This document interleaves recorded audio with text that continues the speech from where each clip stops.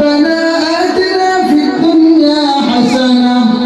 وفي الآخرة حسنة وقنا عذاب النار আল্লাহ বলছেন মানুষের মতো হতে এমন মানুষ আছে যারা শুধু বলে আল্লাহ আমাদেরকে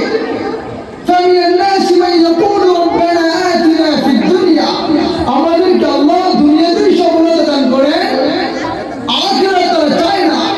আল্লাহ বলেন নবী গো আপনি সাক্ষী থাকেন ওয়ামা লাহু ফিল আখিরাতি মিন খালাক আমি আল্লাহ চাইলে আখিরাতে তাদেরকে অনেক কিছু দিতে পারি ও নবী আমার সাক্ষী থাকো